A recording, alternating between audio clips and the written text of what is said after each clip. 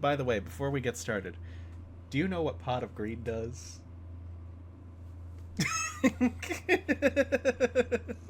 Well, you said graceful charity is bad, so... Alright. Hey guys, Brad Drathrorol here, and once again, I am joined by my spouse. Say hi, spouse. Hello. Hi. So, if you guys didn't catch our last video, here's how it's going down. I'm going to show off an Unstable Unicorns card, and then show her its Yu-Gi-Oh! Counterpart, and she's going to guess if that Yu-Gi-Oh! Counterpart is good, bad, or broken.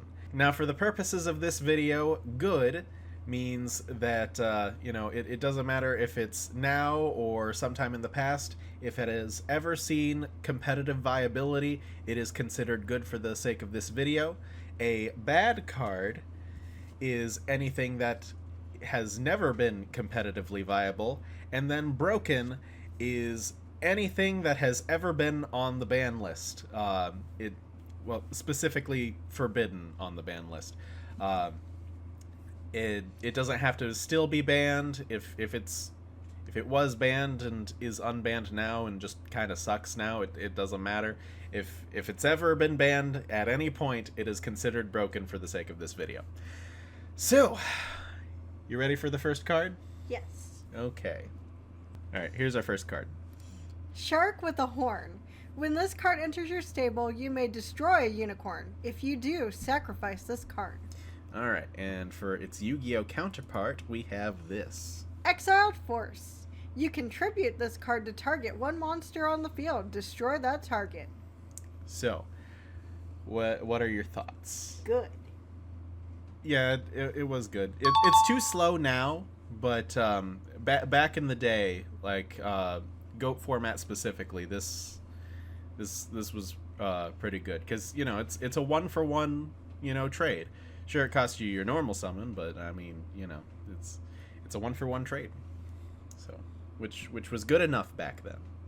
All right, next up. Unicorn Lasso. If this card enters your stable at the beginning of your turn, you may move a unicorn from any player's stable into your stable. At the end of your turn, move the unicorn back to its original stable.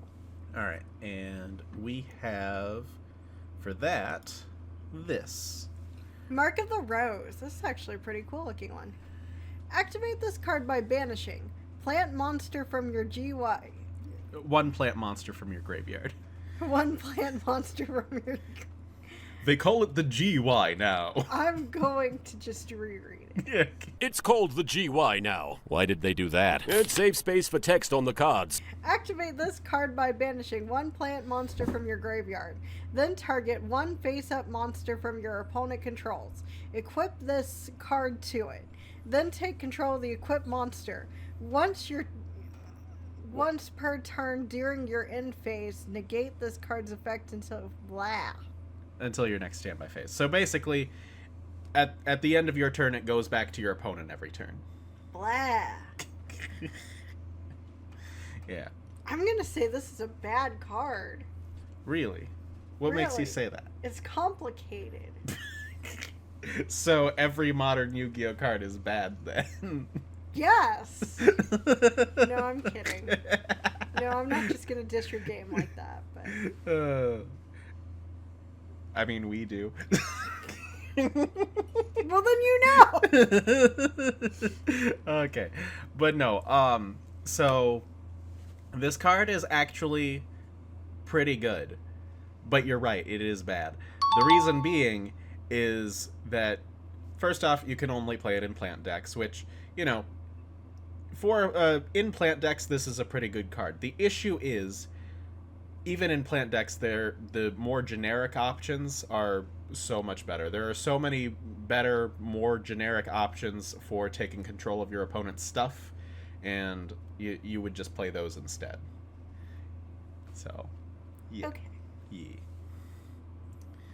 But, yeah. It is a cool artwork, though. Pot of Greed is in here, isn't it? No, Pot of Greed is not in here. I was just poking fun at you because you said graceful charity is bad. Oh, yeah. Blinding Light. As long as this card is in your stable, your unicorn card's effects cannot be activated. Yep. Just a reminder of how downgrade cards work. You put them in your opponent's stable. They don't go in your own. You give them to your opponent. So I give them all to you. yeah. So your opponent's unicorns can't activate their stuff. All right. Skill Drain. Activate this card by paying 1,000 life points. Negate the effects of all face-up monsters while they are face-up on the field, but their effects can still be activated. So basically, they can activate their effects, but they won't resolve. The effects get negated. I'm gonna say that this is a good card. Yes, it is. I want to say this is broken, but technically it has never been banned. It's been limited for a long time and got unlimited recently, and then went back to being limited recently. And this card's been all over the place on the ban list, except where it should be, which is forbidden. Everybody hates this card. Nobody likes having their effects taken away. Like, Clearly. because I mean, modern Yu-Gi-Oh, like, everything is an effect monster. Everything does something on the field, and so the only decks that play this are decks that can abuse it by either flipping it up on your turn and keeping you from doing your stuff and then getting rid of it, or they don't care about their effects activating on the field because they activate in the hand or in the graveyard. And so this is what we call a floodgate. A floodgate is something that stays on the field and prevents you or your opponent from doing something. And floodgates are awful. Floodgates are annoying. They're unhealthy for the game. They all need to be banned. Some of them have gotten banned, but they all need to be banned. And it's just it's a whole thing. So, anyway, but yeah, you are correct. The card is good. Okay. Greedy Flying Unicorn. This is why I thought Pot of Greed was in here. When this card enters your stable, draw a card. If this card is sacrificed or destroyed, return it to your hand. Alright, and then its counterpart. How do you pronounce that? Euperia? Yeah, that's right, Eperia. Okay. If this card is summoned, draw one card. You can only use this effect of Euperia once per turn. Yeah, so basically, you summon it, it draws you a card. It's very simple. Yeah. I'm gonna say it's a good card. Yes. Yeah. So this card was from the original anime, and it didn't get printed until a few years ago. Because back in the day, if this card had been printed, like corresponding with the anime, it would have been broken. Everyone would have been running 3 copies in every deck until they limited it or banned it, and it would have been too good. But now it's just fine. Decks that can run it, do. Most recent example would be Sprite. Some Reptile decks can play it too. But yeah, so it's just a good card. It's not too busted. If it didn't have the once per turn clause, they would find some kind of loop with it to draw their whole deck. But no, it's just a decent card. So, all right, here's the next one. Unicorn Butt Plug. Your hand limit is 3 cards. Okay, and then the next one is Finite cards. finite. Finite cards. Like the opposite of infinite, finite. Okay. Yeah. The hand size of each player becomes 3. Now, I'm going to guess that's a broken card. All right, what makes you say that? Because you can't tamper with the hands of players. You've said so. Yeah, but that's with hand ripping effects. Affecting the hand size does not matter. This card sucks. Affecting the there's a card that's the opposite of this, which is infinite cards, which makes it so that there's no limit on hand size. That card sucks too. So, basically, changing the hand size doesn't really matter because you're doing so many plays that you can just kind of get all the cards in your hand out onto the field, or if you can just discard the stuff that'll actually benefit from being discarded. So what you're saying is that in Yu-Gi-Oh, size doesn't matter. Giggity giggity. Well, the hand size limit only really matters at the end of the turn is the thing. So it's not like, oh, you can only have 3 cards in your hand maximum throughout the entirety of the turn. No, you discard for hand size at the end of the turn. So you can combo off, get as many cards in your hand during your turn as possible, as much as you want, and then just play all your shit, get it all onto the field, and then if you either you don't have to discard, or if you do have to discard, you discard stuff that benefits from being discarded. So this card is awful. It's kind of useless. But anyway, Infinite Cards was like a really, really old card, and they just kind of like made the opposite of it just because in recent years, just because it'd be kind of fun or funny. They do that sometimes. They just do like opposite retrains of old cards. But anyway. Alright, next. Reset button. Each player must sacrifice all of their upgrade and downgrade cards. Shuffle the discard pile back into the deck. Alright. And its counterpart. Heavy Storm. Destroy all spell and trap cards on the field. Yep. So, like, you know how, it's not really affecting the unicorns, it's just affecting the back row. Well, this is a wipe of all the back row. Got that. Yeah. So I'm going to guess that's a good card. You're right. It is a good card. So good that it's banned.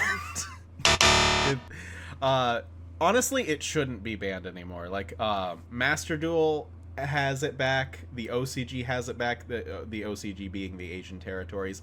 The TCG is the only one that doesn't have it back yet, and we're like, give it back to us. We've been expecting it to come back for like several lists now, and they just haven't given us back Heavy Storm. Everybody loves Heavy Storm. It's a fun card. It's a classic card, and yeah, it's good, but it's been banned off and on throughout Yu-Gi-Oh's lifespan, and yeah, because sometimes destroying stuff is too good. Actually, so we have a card that only wipes your opponent's stuff, called Harpy's Feather Duster. That's legal, but this isn't, because destroying your own stuff is too broken. And I say that unironically, because, there are some synergies of like destroying your own stuff, but it's honestly not that broken. It shouldn't be too bad, but anyway. We want it back, but it's not back yet. Targeted Destruction. Sacrifice or destroy an upgrade or downgrade card. Yep, so this is a more isolated version of that Heavy Storm. Mystical Space Typhoon. Target one spell or trap card on the field and destroy that target. I'm gonna guess this is a good card. Yeah, even though it's Diet Heavy Storm, it's a good card. It's a 1-for-1 trade. You can get rid of your opponent's stuff. I was hoping to throw you off a little bit with it being like so minuscule in comparison, but no, you didn't fall for that. So, but anyway, all right. So next up. Oh, I love this card. 2-for-1. Sacrifice a card, then destroy 2 cards. Yep, and its counterpart. Icarus Attack. Tribute 1 winged beast type monster, then target 2 cards on the field, destroy them. Yep. So this is a trap card, and so you can play it on your opponent's turn as well as your own, and it specifically requires a winged beast, so you can only play it in winged beast decks pretty much. But that aside, what do you think? I think it's a good card. Yeah. Whenever a winged, I shouldn't say that because back in the day, whenever Winged Beast stuff would come up, this was a good card to put in. Nowadays, traps are too slow. So, but particularly with Black Wings was a really popular deck back in the day and is still a fan favorite. And yeah, they played this because it's a 2-for-2, and as well as an interruption, and yeah, it's a fun time. Everybody loves Black Wings. All right, next up. Peppercorn. At the end of your turn, move Peppercorn to the stable of the player on your left. This card cannot be sacrificed or destroyed. All right, and then what I personally compare it to. Okay, I'll read the name for you because the gold letter rare. Silent Wobby? Yeah, Silent Wobby. Silent Okay. Wobby. During your main phase, you can special summon this card from your hand to your opponent's side on the field. When summoned this way, draw 1 card, and if you do, your opponent gains 2,000 life points. You can only use this effect of Silent Wobby once per turn. This hand size limits the card's... The hand size limit of this card's controller becomes 3. Sorry. So let me explain how this works. So you can summon it to your opponent's side of the field. Because it's summoned this way, now your opponent controls it, which means they draw a card and you gain 2,000 life points. And then also their hand size limit becomes 3. I'm gonna guess this is a bad card. Yes. It's awful. It is god-awful. This is a -3 in card economy. And for what? 2,000 life points and limiting the opponent's hand size? Why? What is wrong with you? Who would play this?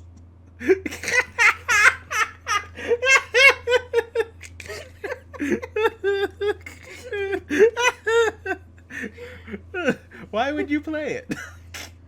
It was a joke. Well, clearly, but I thought there might be more to it than No, just a joke. that. Alright. Because that just seems like the thing to do. So yeah, this card is awful. Like, I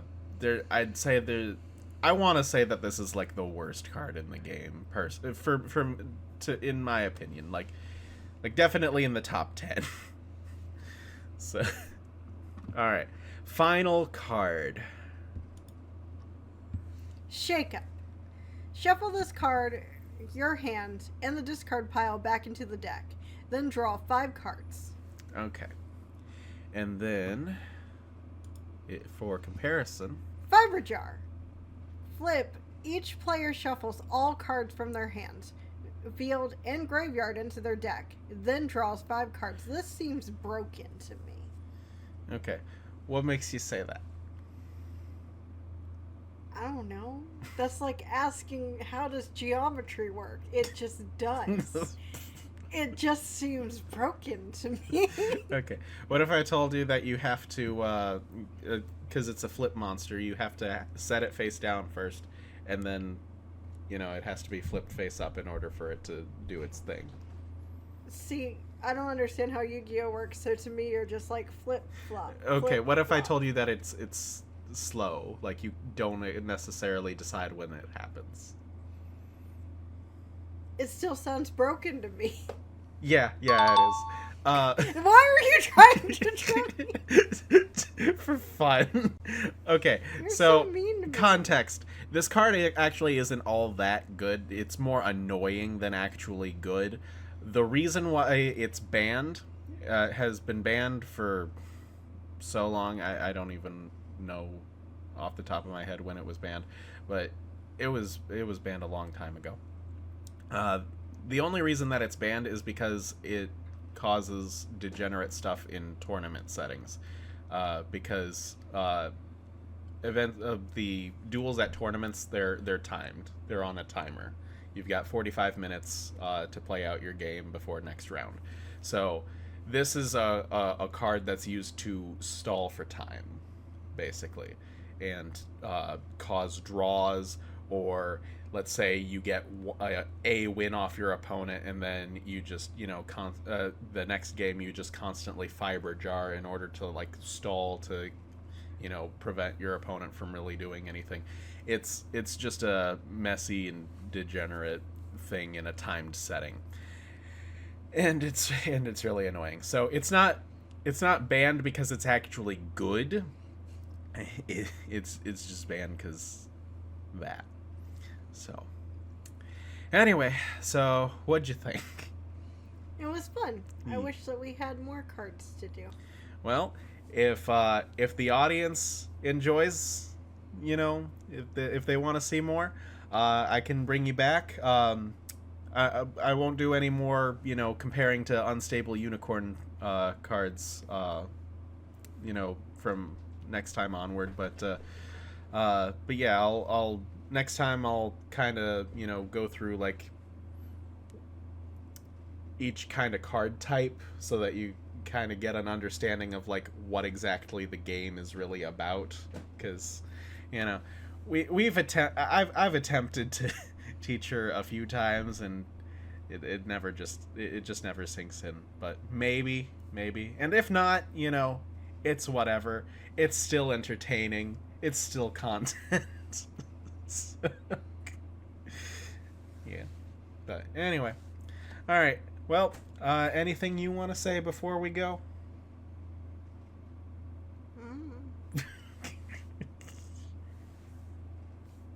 Like and subscribe.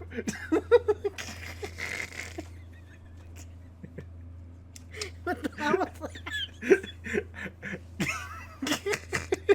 that? How was that? You just want me to say like and subscribe because I can say that. No, we're good. We're good. All right. Catch you guys later. Bye. Hey, guys. Oh. I waved with the wrong hand because I'm used to doing it with this hand, but this hand's off screen. Anyway. All right. Hey, guys. Brad Drathrorol. We are just having a time with this one. All right.